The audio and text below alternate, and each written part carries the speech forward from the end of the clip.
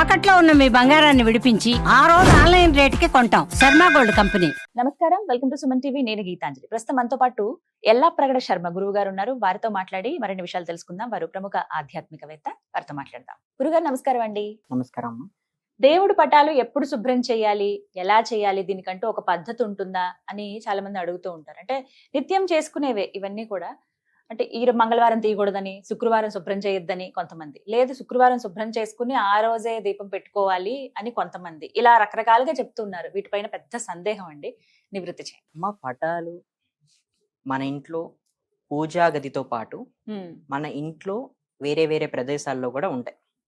కొంతమంది దేవుడి మీద భక్తి ఎక్కువ ఉన్న వాళ్ళు మనకి మన ఫ్యామిలీ ఫొటోస్తో ఎలాగైతే పెట్టుకుంటామో గోడల పైన, అలాగే దేవుడి ఫోటోలు కూడా పెడుతుంటారు. నేను ఇప్పుడు ఏవైతే చెప్పబోతున్నానో ఇవి కంప్లీట్గా మనకి పూజా గదిలో ఉండే పటాలకి దీనికి వ్యత్యాసం ఉంది.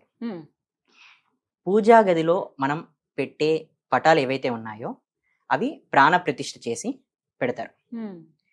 వాటిని మంగళవారం శుక్రవారం తీయకూడదు. ఎలాగైతే మనకి పెళ్ళి అయ్యాక అమ్మాయిని మగపిల్ల వాళ్ళ ఇంటికి పంపించేటప్పుడు ఎలాగైతే మంగళవారం శుక్రవారం పంపించారో అలానే మనకి ఈ పటాలని మంగళవారం శుక్రవారం తీయకూడదు. అలానే ఎప్పుడు తీయాలి అంటే మనకి అమావాస్య తర్వాత పటాలను తీసి శుభ్రం చేసుకోవచ్చు. అలానే మనకి గ్రహణం వస్తూ ఉంటుంది. ఈ గ్రహణ కాలం పూర్తి అయిన సమయం తర్వాత మనం పటాలన్నవి తీసి శుభ్రం చేసుకోవచ్చు. అప్పుడు నేను ప్రీవియస్ ఎపిసోడ్స్ లో కూడా చెప్పినట్టు మనకి వేస్టేజ్ ఏదైతే ఉంటుందో అది ఎలాగైతే శుభ్రం చేసుకోవాలంటామో అలానే మనము పటాల మీద ఏమన్నా దుమ్ము ధూళి లాంటివి ఉంటే మనం ప్రతిరోజు తుడుచుకోవచ్చు.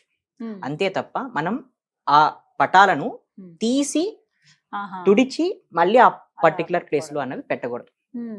అట్లానే ఉంచి వాటిని పొడిగుడ్డతో తుడుచుకోవచ్చు. అలాగే కొంతమంది పటాలు తీసినప్పుడు అండి, శుభ్రపరిచే టైంలో పాలతోటి వాటితోటి ఇలా శుభ్రం చేస్తుంటారు. కొంతమంది ఉట్టి నీళ్లతో శుభ్రం చేస్తారు, గంధపు నీళ్లతో శుభ్రం చేస్తారు. ఏది శ్రేష్టమైనది? ఎలా చేయాలి? గంధపు నీళ్లతో చేయటం అనేది చాలా శ్రేష్టం. మనము శుభ్రం చేసుకున్నాక పొడిగుడ్డతో తుడిచాక మనం పెట్టి మనం బొట్లు పెడుతున్నప్పుడు కూడా గంధం పెట్టి దాని తర్వాత కుంకుమ పెడతాం. ఇట్లా పెట్టుకోవడం అనేది శ్రేష్టమైన పద్ధతి. ఈ రోజుల్లో చూస్తున్నాం కదండి, అందంగా బొట్టు రావాలంటే అందులో ఫాస్ట్ గా అయిపోవాలి దేవుడి దగ్గర పని. అంటే ఎక్కువ ఫోటోలు ఉన్నప్పుడు, టైం అంత లేదు అని అనుకున్నప్పుడు స్టిక్కర్స్ పెట్టేస్తూ ఉంటారు దేవుళ్ళకి కూడా. ఇది ఎంతవరకు కరెక్ట్? శాస్త్రం ప్రకారం ఏం చెప్పారు అంటే ఆఖరికి దేవుడే కాదు మనం కూడా బొట్లు అనేవి పెట్టుకునేటప్పుడు మనం కుంకుమ పెట్టుకోవడం అనేది శ్రేష్టం.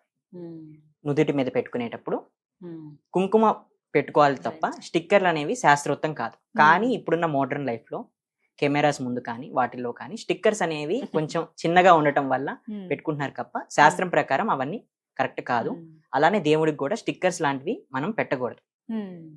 అలానే మనకి చాలా మంది అడిగే ప్రశ్న ఏంటి అంటే పటాలు ఇరిగిపోయినాయండి, లేదా అద్దాలు పగిలినాయండి, ఇలాంటప్పుడు మేము ఆ పటాలను ఏం చేయాలండి? మనకి ఎప్పుడైనా ఇరిగిన పటాలు కానీ లేకపోతే అద్దం ఇరిగినప్పుడు కానీ పూజ గదిలో ఉండేవి మాత్రం వెంటనే మార్చుకోవాలి. వెంటనే తీసేయాలి. మంగళవారం శుక్రవారం కాకుండా వెంటనే మార్చుకోవాలి. మనకి ఇవే పటాలు మనకి గోడల మీద వాటిపైన ఉన్నప్పుడు వాటికి నియమాలు వేరుంటాయి.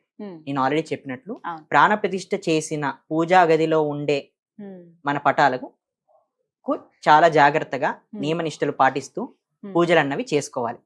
పూజలు అన్నవి చేసుకోని పక్షంలో మనం దేవుడికి ఏదైనా చేసినప్పుడు ఎలాగైతే 100 రెట్లు నెగిటివ్ ఇస్తాడో మనకి కూడా అట్లా నెగిటివ్ జరిగే అవకాశం ఉంది కనుక జాగ్రత్తగా ఆ పటాలు అనేది మార్చుకొని కొత్త పటాలతో చేసుకోవడం శ్రేష్టం.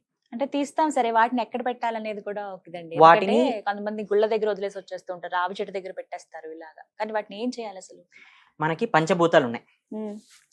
వాటిల్లో అగ్ని, మనము ఏదన్నా ఒక ధర్మకరమైన అగ్నిలో వాటిని వదిలేయచ్చు. అంటే హోమాలు అవి చేసి. హోమాలు అలా అని చాలా మంది ఎలా అపార్థం చేసుకుంటారు అంటే మంటలో వదిలేయాలి అన్నారు కాబట్టి చలి మంటలు వేసుకునేటప్పుడు కానీ, బా. భోగి మంటలు వేసుకునేటప్పుడు కానీ, అయ్యయ్యో. కొంతమంది నాకు మెసేజ్ కూడా చేశారు, ఇట్లా భోగి మంటలు వేసుకుంటున్నామండి, దాంట్లో పటాలు వేయమన్నారు కదా, సంవత్సరానికి ఒకసారి వస్తుంది, అప్పుడు ఆ భోగిలో వేస్తామండి, సంక్రాంతికి వస్తుంది కదా, మంచిది కదా, అందుకని వేసేసామండి అంట. అట్లా వేయటం వల్ల ఒక ఆఖరికి మన మనిషికే నెగిటివ్ చేస్తే నెగిటివ్ వచ్చినప్పుడు, దేవుణ్ణి సైతం మీరు అగ్నిలో వేసినప్పుడు అగ్ని ప్రమాదాలు జరిగే అవకాశం ఉంది మీకు. సో అట్లా ధర్మబద్ధమైన మంటల్లో కాకుండా వేరే భోగి మంటలు కానీ, చలి మంటలు కానీ అలా వాటిల్లో వేయకూడదు. ధర్మబద్ధమైన యజ్ఞాలు, హోమాలు జరిగేటప్పుడు వాటికి మనము ఆఖరికి మనము నెగిటివ్లో మాట్లాడుకుంటే పిండాలన్నవి కూడా అగ్నిలో వేస్తూ ఉంటారు. అట్లా ధర్మబద్ధమైన హోమాలు వాటిల్లోకి వాళ్ళకి ఇవ్వటం వల్ల హవిస్సు అట్లా ఆ రూపంలో వాటిని వదిలేయచ్చు. రెండో విధం ఏంటి అంటే అగ్ని లేనప్పుడు నీరు. మనం ఏదైనా ఒక పుణ్య నదిలో కానీ లేదా ఒక పారుతున్న నదిలో కానీ వేయాలి. కొంతమంది ఏం చేస్తుంటారు, మా ఇంటి పక్కన ఒక కాలం ఉంది లేదా ఒక కోనేరులా ఒక చిన్న ప్లేస్ లో పాండ్ లాగా ఉంది, వాటిలో వేయచ్చా అంటే అట్లా వేయకూడదు. ఎక్కడైతే అట్లా ఉండిపోతాయో వాటిలో వేయకూడదు. అది నీటికి చెడు వస్తుంది, అంటే లైక్ డెస్ట్రాయ్. అలానే మనము శాస్త్రోక్తంగా అది కరెక్ట్ కాదు. పారేటువంటి నీళ్ళల్లో, నదుల్లో వేయడం అనేది మంచిది. మూడో విధం ఏంటి అంటే మనకి పంచభూతాలు అగ్ని అయిపోయింది, తర్వాత నీరు అయిపోయింది, ఆకాశం, భూమి, వాయువు. అట్లా మూడు కలిసే ప్రదేశం ఏంటి అంటే చెట్టు. సో అందుకని మనం రావి చెట్టు దగ్గర కానీ పెట్టడం వల్ల వాటికి ఆ స్లోగా డీకంపోజ్ అవ్వడం కానీ, అట్లా రావి చెట్టు దగ్గర ఉన్నప్పుడు అక్కడ ఎటువంటి నెగిటివ్ పనులు చేయడానికి భయపడతారు అందరు. తొక్కడం కానీ లేకపోతే ఇంకేదైనా చెడు పనులు దాని దగ్గర పరిసరాల ప్రాంతాల్లో చేయటంలో కానీ వాళ్ళు భయపడతారు. కాబట్టి అలాంటి ప్రదేశాల్లో ఉంచడం అనేది మంచిది. సో ఈ మూడు విధాలుగా మనము పాత ఏవైతే మనకి పటాలు ఉన్నాయో వాటిని డిస్పోజ్ చేయొచ్చు.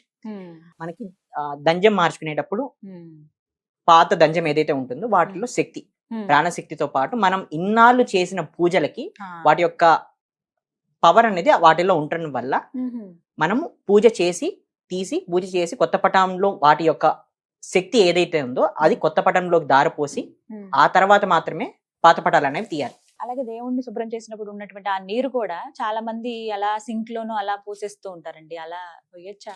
మనం సింక్ లో వాటిలో ఎప్పుడు పోయకూడదు. మన ఇంట్లో ఈ మధ్య కాలంలో ప్రతి ఇంట్లో మనీ ప్లాంట్ అనేది ఉంది. అలానే తులసమ్మ అనేది మనకి ఎప్పటి నుంచో శాస్త్ర ప్రకారం వస్తుంది. వాటిలో పోయటం వల్ల నీరు కూడా కొంచెం మొక్కలకి వెళ్ళి ఇంకొంచెం బాగా పెరగటము, అట్లా నెగిటివ్ వెళ్ళకుండా ఉండటం వల్ల ఈ పండ్లు మనము తులసమ్మలో కానీ లేకపోతే మనకి మనీ ప్లాంట్ లాంటి వాటిలో కానీ మొక్కల్లో వేయడం వల్ల చాలా శుభం.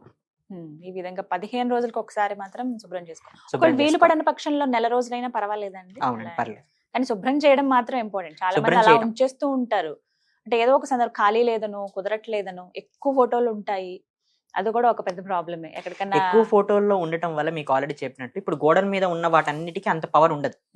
ఎందుకంటే మనం ప్రాణ ప్రతిష్ఠ అవన్నీ చేయము కాబట్టి గోడల మీద ఉన్న వాటిలో అలా ఉండదు. మీకు ఉదాహరణకి చెప్పాలి అనుకుంటే ఇప్పుడు ఏకశిల మీద పెద్ద పెద్ద విగ్రహాలు దేవుళ్ళని చెక్కుతూ ఉంటారు. చెక్కినప్పుడు వాళ్ళు దాని మీద కాలు పెడతారు, ఆ హైట్ లో ఉన్నప్పుడు వాటి మీద కూర్చుంటారు. అట్లా అన్ని చేసినా మరి భగవంతుడు కదండి అంటే అవి మనము పూజలు హోమాలు చేసుకొని తర్వాత మనకి ఒక 100 మంది ఒక 200 మంది అట్లా 100 మంది పూజారులు పూజ చేసి ఆ శిల్పాల మీద ఆ విగ్రహాల మీద పూజ చేసి ఆ తర్వాత అదంతా పుణ్యాన్ని బ్రహ్మ గారికి ఇచ్చి ఆ బ్రహ్మ గారు తన మంత్రశక్తితో ప్రాణప్రతిష్ఠ చేసిన శిలలు మాత్రమే మనము దేవాలయాల్లో ఉంటాయి. ఆఖరికి దారపోసి ట్రాన్స్ఫర్ చేసి ఆ తర్వాత మాత్రమే ప్రతిష్ఠ చేస్తారు. వివరించారండి, చాలా సందేహాలు నివృత్తయ్యాయి గురుగారు. ధన్యవాదాలు. ధన్యవాదాలు.